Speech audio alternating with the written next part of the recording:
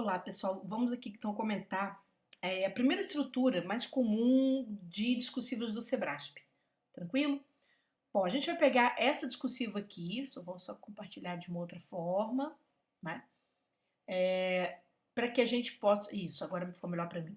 Vamos lá, para que a gente possa discutir o que a gente precisa fazer. Assim que a gente pega um tema do Sebrasp, a primeira questão que a gente olha, né, o nosso primeiro olhar, precisa ser direcionado para o enunciado geral, tá? Então seria esse enunciado aqui, ó. Tá vendo? Esse enunciado aqui, que diz assim: considerando os textos motivadores, produza um texto dissertativo sobre o seguinte tema.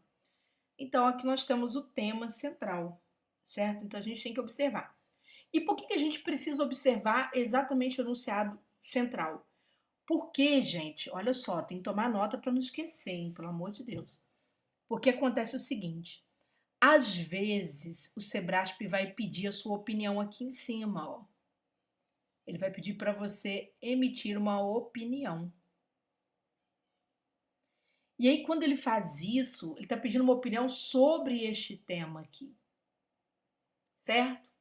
A gente vai ver isso em outros temas que eu vou comentar, esse tipo de estrutura.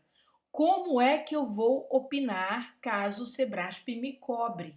Se eu vou dar uma opinião sobre este tema na introdução, se eu vou dar esta opinião ao final de um dos itens analisados, se eu vou dar esta opinião na parte final, tá?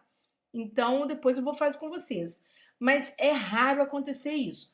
O problema é que quando acontece, né, o que acontece com a gente passa muito aperto. Se você não prestar atenção ao que está aqui em cima, ao que a banca comandou aqui em cima, e tiver alguma demanda, seja uma opinião, seja um assunto que a banca está mandando você dissertar ainda aqui em cima antes de chegar aqui para baixo, né? Você corre o risco de fazer uma redação parcial. Isso aconteceu 2 vezes, por exemplo, com o concurso do MPU no passado, tá? 2 vezes com o concurso do MPU no passado, tá certo? E aí vem os riscos que a gente, né, precisa considerar, tá bom? O que acontece? Pessoal, se a banca não pedir nada, se ela pedir, vamos dizer assim, apenas, né, para eu, vamos dizer assim, apenas para eu dissertar sobre o tema central, normal, ela está pedindo a tradição dela. Então, lembrando, aqui pede apenas para você se basear nos textos motivadores e produzir um texto dissertativo sobre o tema seguinte. Vou apagar aqui e tal. Vem aquela pergunta clássica: Júnia, eu tenho os textos motivadores. Eu posso extrair alguma ideia desses textos motivadores? Um detalhe muito interessante: cada banca trata isso de uma forma, hein? Não pode sair deste curso aqui e aplicar a mesma regra para outras bancas, do nada, tá? Cada banca vai tratar de uma forma, porque senão você pode ter sérios problemas, ok? Primeira questão no Sebrasp. É muito comum que o padrão de resposta do Sebrasp apresente sim alguma relação de conteúdo com os textos motivadores. É muito comum, tá? Então, o que eu te aconselho é, primeiro, prestar atenção no enunciado geral. Primeira coisa que você vai fazer, ver se a banca não está pedindo nada previamente aqui antes de começar o tema de fato. Depois, observar o tema, tentar entender a ordem lógica deste tema. Eu vou falar daqui a pouco sobre isso, certo? E depois, o que você vai fazer? Você vai ler os textos motivadores, tá bom? Porque pode acontecer de a banca, sim, aproveitar conteúdo dos textos motivadores, tá, gente? É muito comum no Sebrasp. E digo, né, vi vários concursos acontecerem isso, mas eu me lembro de um concurso da Polícia Federal em especial, uma vez, que até acertei o tema deste concurso, e por acaso eu estava, assim, lá em Bom Sucesso, no Rio, perto do local de prova, né, os alunos saindo.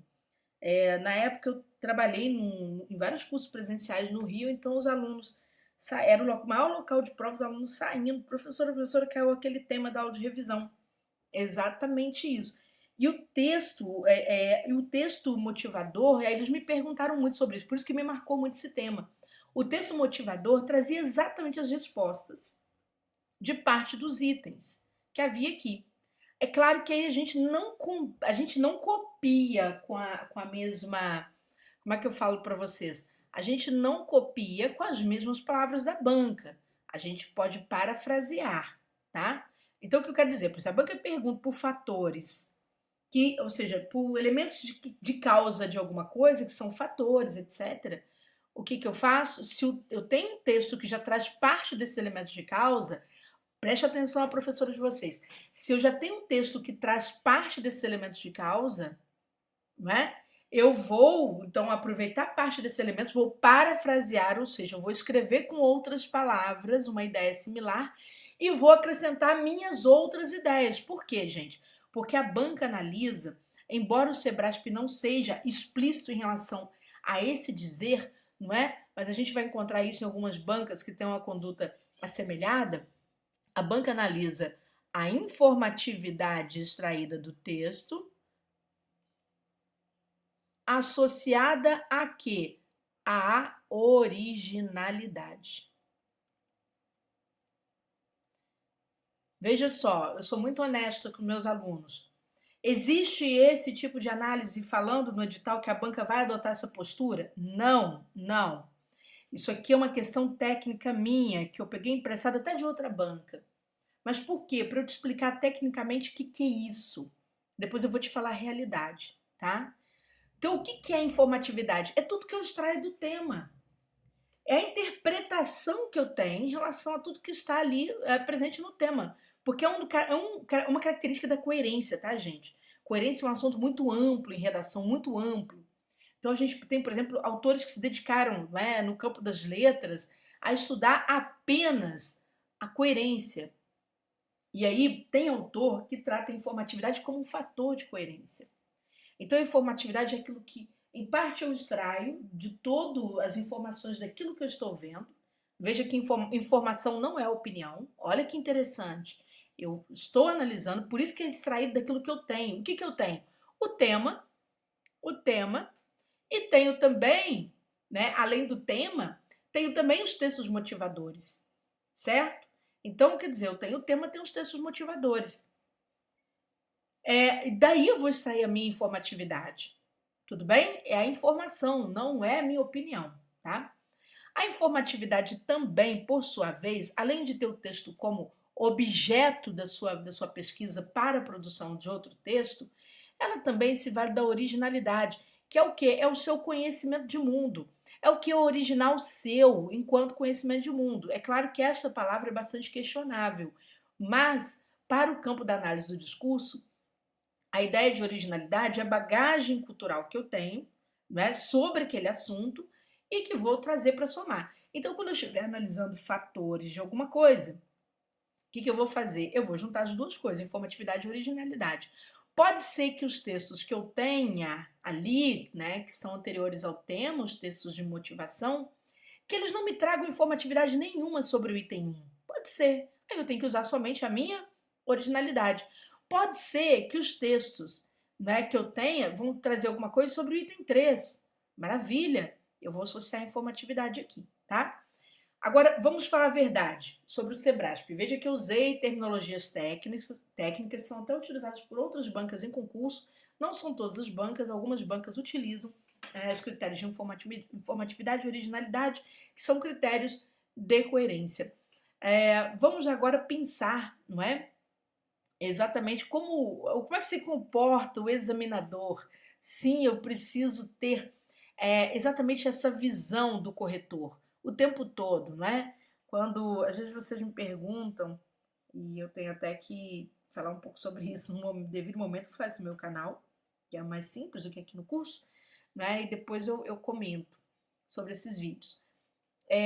Quando o aluno fala assim, Júnior, você poderia falar sobre cocriação para eu passar em concurso, parará, parará, parará. Primeira ideia, o que é você cocriar? É você exatamente criar em conjunto, né? Você criar um cenário, você imaginar um cenário. Aí você tem N cenários que você imagina em relação ao concurso, que não vem agora ao caso, tá? Eu estou falando exatamente de uma estrutura temática de redação, tá bom? Mas eu preciso cocriar o cenário, gente, do corretor. Se eu não entrar neste lugar, tá certo? Naquele local ali, eu não tenho condições de entregar uma discursiva que vai ser aprovada em concurso. Porque senão eu vou fazer muito do que pertence à minha intencionalidade enquanto autor. E eu tenho que evitar esse processo o tempo todo. Porque o texto é comunicação, não é? O texto sai de mim, certo? O autor desse processo, e vai para as mãos do corretor. Então, é a mesma coisa. Quando você manda uma mensagem, você está apaixonado por alguém, manda uma mensagem no WhatsApp da pessoa, né? Você não pode falar apenas do teu ponto de vista de apaixonado, senão você vira uma pessoa chata, tá certo? Né? Ninguém vai te querer. Mas você tem que falar muita coisa que o outro quer ouvir. Entendeu o que eu quis dizer? Então eu preciso, tá certo? Eu preciso exatamente de criar esse cenário, de imaginar esse cenário, tá bom? Agora, o que nós temos? Vamos lá. Quando eu penso esse corretor, e por que eu vou abandonar agora as terminologias técnicas? Quando eu penso este autor, eu penso muito da seguinte forma. Vejam só, eu penso por que o padrão de resposta, tá certo? O padrão de resposta poderia, quando eu penso o padrão de resposta, por que o padrão de resposta poderia trazer informação do texto base? Por quê? Então vamos lá. No padrão de resposta, gente, eu vou encontrar, né? O cara quando faz a. Olha só para vocês terem noção desse cenário, tá bom? O cara quando faz exatamente a questão, o elaborador, tá? O examinador elaborador. Quando ele faz a questão, ele tem que entregar para o Sebrasp o quê? Em seguida, um padrão de resposta, tá? Só que quando ele elaborou, ele trouxe um texto que ele leu, trouxe outro texto que ele leu, ele trouxe um infográfico. Nós vamos também falar sobre temas que vêm de interpretação de gráfico para evitar sofrimento, como houve na prova da PRF no passado. Né? Os alunos não perceberam uma sacada que a banca fez, que era uma interpretação de gráfico, como aconteceu na prova do BNDES, que não foi feito pelo Sebrasp, mas foi feito pela Sesgran Rio. Né? Era só olhar para aquele gráfico ali e entender. E fazer a interpretação da questão, ou seja, não era nem uma questão de conhecimento tão profundo assim, era uma questão baseada no próprio gráfico e na leitura dos textos, certo? De vez ou outra eu falei Sesgran Rio, mas Sebrasp também tem essa mania. Mas voltando, o cara que fez essa questão, ele leu esses textos aqui antes, ele montou a questão e ele vai montar um padrão de resposta. Então é muito natural, gente, que ele contamine o padrão de resposta com as próprias informações que vêm do texto acima. É isso. Por isso que eu falei para vocês que o Sebrasp não tem, ele não traz no edital esses critérios de coerência tão abertos assim. Ele não fala sobre informatividade e originalidade de forma tão aberta. Mas vamos nos lembrar, se vocês voltarem ao edital, que a banca vai falar para vocês produzirem um texto assim, assado, né? Tendo por primazia a coesão e a coerência. E lá na prova a banca vai descontar cerca de 1/6 do valor de cada item, se você não se preocupar com esses critérios.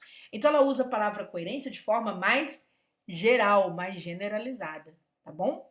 Certinho? Então, gente, essa é a primeira questão, né, que eu queria que vocês tomassem nota.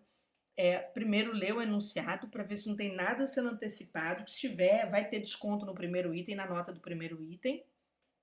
E a banca vai fazer, ela fez isso no MPU 2 vezes, ela fez isso em outros concursos públicos, tá certo? Então, estou só lembrando o quanto é importante vocês prestarem atenção. Ela fez isso na prova da Polícia Federal para o escrivão uma vez, não é? E assim é. Depois, aqui nós temos o tema central. Perfeito. Né? Eu tenho que aproveitar parte do texto? Leia os itens temáticos e perceba se há alguma correlação do conteúdo, né, das bases aqui do texto básico com os itens temáticos. Lembre-se de trazer parte desse conteúdo com suas próprias palavras e também de atribuir originalidade para aquilo que você está escrevendo. É importante, tá? Tudo bem? Então, esse é o primeiro detalhe. Outro detalhe importante, veja que eu não estou preocupada com o conteúdo, tá, gente? Eu estou preocupada com os itens temáticos. Então, independentemente do tipo de prova que eu vou fazer, se é uma redação de conhecimentos gerais, se é uma redação de conhecimento específico, tudo isso que eu falei faz muito sentido, tá? Tudo isso faz muito sentido. Então, vamos lá. A segunda questão que eu preciso entender, né, inclusive isso é muito definidor do meu estudo, da minha preparação para discursiva, é a ordem dos itens temáticos. O que eu vou fazer? Quando eu chego à prova, eu preciso prestar atenção aos valores. Tá? Daqui a pouco eu vou chegar nesse fator ordem, eu falei, mas eu vou falar de valores. Esse primeiro item vale 10 pontos. 10 pontos. Estes aqui valem apenas 4 pontos. Então, quer dizer que você vai dar uma carga discursiva muito maior para este item aqui. Ô, Júnior, mas o item 2 demanda mais redação, porque demanda mais conhecimento. Não caia nessa conversa. A banca faz isso de propósito. Ela pega um item que tem maior carga de conhecimento, reduz a pontuação dele e aumenta a pontuação daquele item que parece mais simples. Por quê? O que ela vai fazer? Ela vai analisar a proporcionalidade da distribuição da estrutura textual. Por isso que o Sebrasp avalia estrutura várias vezes, avalia estrutura lá na apresentação, avalia a estrutura também na composição interna dos parágrafos. O Sebrasp faz isso várias vezes, não é uma vez só, tá? Faz isso várias vezes. Então, nesse sentido, o que você precisa fazer? Não é? O que você precisa fazer? Uma questão bem básica. Dar mais carga discursiva para o primeiro item, em comparação aos demais. Por exemplo, se você vai falar sobre o papel dos governos para mitigar a vulnerabilidade, vamos supor que aqui você falou de 2 tipos de políticas, tá? Ou seja, 2 tipos de políticas dos governos. Dos fatores você dobra. Vou falar de 4 fatores, ou seja, vou ocupar mais linhas trabalhando o primeiro item, tá certo? E menos linhas trabalhando o item número 3. Tudo bem? Houve uma discursiva em 2024, né, que isso ficou bastante chamativo, não é? E eu lembro de um aluno que tirou total, assim, na estrutura e ele falou, eu apliquei exatamente o que eu ouvi. Qual foi, meu Deus? É da área de ensino, tá? Daqui a pouco eu vou mexer, algum organismo ligado ao MEC. Daqui a pouco eu me lembro. Então, foi isso que aconteceu. A banca deu uma distribuição de uma carga muito maior de valor. Quando a gente fala carga maior de valor, gente, não é se aqui vale 5 pontos e aqui vale 4. Isso aqui não tem diferença nenhuma. Mas se eu colocar o dobro, 8 pontos e 4, aí já ficou muito chamativo. Tá bom? Então, esse é outro detalhe. E por fim, neste tipo de estrutura, lembrando que há vários tipos de estrutura no Sebrasp, por isso que eu não trabalho com modelo de redação. Né? Vocês têm aqui uma resposta, e eu tenho vários questionamentos sobre essa própria resposta, que eu trouxe aqui exatamente para dar aula, para mostrar a vocês sobre algum tipo de construção que a gente faz que não está de acordo. Né? Aparentemente o texto está muito bem, obrigada. Quando a gente vai olhar esse texto na avaliação, ele cai muito na avaliação. E por que ele cai, tá? Vocês vão perceber uma série de questões. Mas vamos lá. Voltando.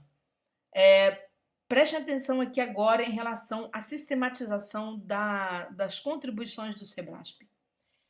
Gente, sempre o primeiro item, sempre, a banca vai falar de algo bem original, tá? Ou seja, algo que gera alguma coisa. Ela vai falar de fatores, ela vai falar de motivos, causas, uma origem legal, por exemplo, uma origem na Constituição, certo? Ela vai pedir um conceito, porque o conceito é o início de alguma coisa. Então, ela vai trazer a raiz, ela quer a raiz de alguma questão. Ela quer um conceito determinado de instituto, seja um instituto jurídico, um instituto técnico, seja qual for. Então, a primeira coisa que ela faz é o motivo. Então, quando a gente pega os temas do Sebrasp, a gente tem que ter essa consciência. Peraí, a banca está trabalhando com questões ligadas a motivos, eu tenho que ficar atento, muito atento. Porque, independentemente do assunto, eu preciso sempre ter isso na minha cabeça. Ou eu vou estudar a origem da Constituição, eu vou estudar um conceito, eu vou estudar os motivos, as causas, tá? Depois, no segundo item, ela vai trabalhar, né, geralmente, os efeitos disso, efeitos, consequências, né? Por exemplo, ela pega aqui, ela falou, ó, a relação entre o aumento do aquecimento global, então, o fator de acontecimento, não é? O aumento do aquecimento global e o crescimento das injustiças sociais. Então, ela está pegando um fator A e esse fator A é um evento que vai gerar o fator B, ou vai colaborar para o acirramento do fator B. Então, quer dizer, ela está analisando impactos, efeitos, impactos, consequências, certo? Então, pede uma relação de um elemento com o outro, está no segundo item. Olha só, quando ela pede a relação de um elemento com o outro no item 1, é uma relação de causa. Muito mais focado, o elemento é muito mais focado na causa. Quando ela pede aqui no item 2, ela está muito mais focada no efeito, tá? Então você vai. Ah, Juna, mas relação de causa e efeito numa relação bionívoca? É. Mas aí você vai prestar muito mais atenção, vai falar muito mais dos impactos, ou seja, a causa já está estabelecida aqui, ela já está aqui. Então eu vou analisar os impactos, né? Por que o aquecimento global faz crescer as injustiças? Ah, porque o aquecimento global gera seca prolongada, né? Gera, por exemplo, redução da produção de alimentos, né? Gera, nesse sentido, vai gerar abandono de determinadas áreas, né? Gera, com isso, vai encarecer o supermercado, então vai gerar mais injustiça social, porque o trabalhador vai ser mais explorado, a renda das famílias vai cair, não é? Porque vai ter que gastar mais com esse alimento. Então você tem um olhar muito mais para os impactos. Entendeu? Porque às vezes você acha que fez uma boa redação, mas a sua leitura é precária em relação à estrutura que a banca caminha, tá? Que a banca traz. Então, quando você já tem esse olhar, peraí, o item 2 eu tenho que focar mais as consequências, muito mais consequências, certo? No item A, se tivesse falado assim, a relação entre o aquecimento global e o crescimento das justiças sociais no item A, se aqui tivesse vindo no item 1, melhor dizendo, eu ia pensar a tudo que leva ao aquecimento global, daria muito mais carga para isso, não é? Eu vou levar a tudo que leva ao aquecimento global e depois vou relacionar com as injustiças sociais de uma forma mais resumida. Então, eu vou falar, por exemplo, olha, o aumento do aquecimento global, né, tem relação direta com o crescimento das injustiças sociais, ponto. O aquecimento global, né, esse aumento é causado principalmente, né, pela alta emissão de gases do efeito estufa, que decorre do excesso, né, de rebanhos bovinos, que ocorre do excesso de carros nas grandes metrópoles, etc. Isso faz crescer injustiças sociais a partir do momento que você tem exatamente o quê? Uma alteração do nível de chuvas e as pessoas perdem suas casas, enfim. Ali você falou pouco, mas você falou muito mais das causas nesse processo de relação. Tá bom? É claro que aqui eu não estou escrevendo, estou falando de um texto, né? Um texto falado pela minha própria mente, tá certo? É um texto falado, não um texto escrito. Tudo bem? Bom, bacana. Exatamente, quando você está vendo, por exemplo, uma questão do Sebrasp de um ponto de vista mais técnico, uma questão específica, sei lá, uma análise de uma situação, um problema, um estudo de caso, né, e tal. A banca aqui vai te pedir um conceito de alguma coisa, ela vai te pedir uma origem constitucional de alguma coisa, não é? Depois ela vai te trazer uma problemática aqui causada pelo mau uso deste conceito ou pela ausência do uso. Sei lá, a banca está falando de direitos individuais, direitos e garantias individuais, depois ela vai falar aqui de uma situação que fere essas garantias, e depois ela vem para cá para quê, gente? Trabalhar a mitigação, a solução, não é? A minimização daquele problema, certo? Então ela vai trazer, vai te cobrar aqui soluções. Sempre o último item são as soluções. Ah, se eu estou no estudo de caso, eu olho o direito, qual é o direito a ser analisado? Esse aqui, ou o conceito X. Ah, aqui o que aconteceu, né? Sei lá, uma questão contábil. Aqui, olha, houve um problema em relação ao registro daquele fato contábil. Ah, o último. Ah, quais são as consequências? Por exemplo, no direito, as sanções que são aplicadas. Porque as sanções são soluções para mitigação, tá bom? Então é assim que pensa o Sebrasp, tá? Então, esse primeiro aspecto estrutural. Perdão, são os primeiros aspectos estruturais. O último aspecto estrutural desse vídeo, o que ele vai tratar, pessoal? Ele vai tratar da questão, por exemplo, de você perceber as palavras, né? Perceber o que você está lendo, tá certo?